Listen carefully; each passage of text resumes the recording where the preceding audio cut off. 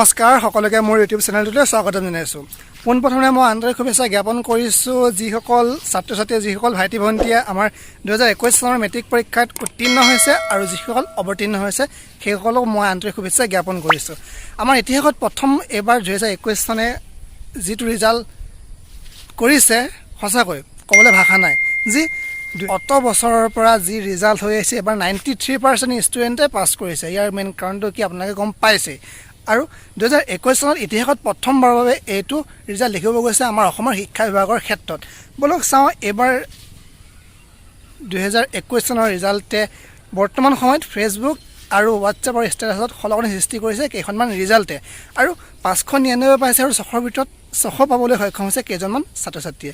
চাওঁ আহক সেই ভিডিঅ'টো যিসকলে পাইছে তাৰ পাছতে মই কিছুমান কথা কৈ আছোঁ। ভিডিঅ'টো সম্পূৰ্ণৰূপে চাওক আৰু লাইক এটা কৰি দিব, নহয় জানো? বলক চাওঁ সেই ৰিজাল্ট কেইটা।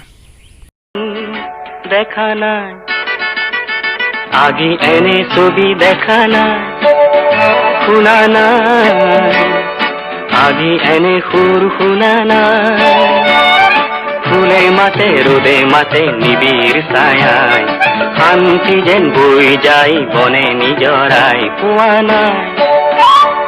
আপোনালোকে দেখা পালে যে 2021 চনৰ ৰিজাল্টে আমাৰ শিক্ষা বিভাগৰ ক্ষেত্ৰত ইতিহাসত প্ৰথম স্থান, ইতিহাসত প্ৰথমবাৰৰ বাবে এনেকুৱা ৰিজাল্ট কৰিবলৈ সক্ষম হৈছে যি 93% ষ্টুডেণ্ট পাছ কৰি গৈছে আৰু 7% ষ্টুডেণ্ট ফেইল কৰিছে।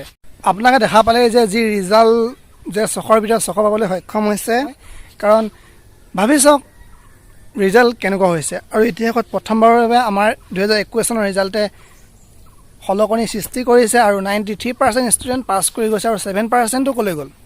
93% ষ্টুডেণ্ট পাছ কৰি গৈছে, তাতকৈ ভাল আছিলে সেই 100% কৰি দিব লাগিছিলে, নহয় জানো? কাৰণ এই 7%টো লুকুৱাই ৰাখিলে, তাত ফেইল কৰিছে। ফেইল কৰিলে কি কাৰণে? আজি আমাৰ ইয়াৰে বহুতৰ মুখত এটাই যে মোৰ প্ৰি ফাইনেল এক্সাম বেয়া হৈছিলে, তাত মোৰ ৰিজাল্ট ভাল হোৱা নাছিলে, মই কেনেকৈ ছেকেণ্ড ডিভিজন পালোঁ। নিজকে নিজে প্ৰশ্ন কৰিছে, কাৰণ তেখেতে জানে যে সেই ল'ৰাজনে বা ছোৱালীজনে গম পাইছিলে যে মোৰ ৰিজাল্ট বেয়া হৈছে বুলি, কিন্তু ছেকেণ্ড ডিভিজন পাইছে প্ৰি ফাইনেল এক্সামত যি 40% পাইছিলে, 30% পাইছিলে। ভাবি চাওক যে এক্সাম নিদিয়াকৈ ছেকেণ্ড ডিভিজন পাইছে, তাক কি ক'ম আৰু ক'বলৈ ভাষা নাই ক'বলৈ। তথাপিও একো নাই, মনটো ভাল লাগিছে। যিসকল উত্তীৰ্ণ হৈছে অৱতীৰ্ণ হৈছে সকলোকে আন্তৰিক শুভেচ্ছা জ্ঞাপন কৰিছোঁ।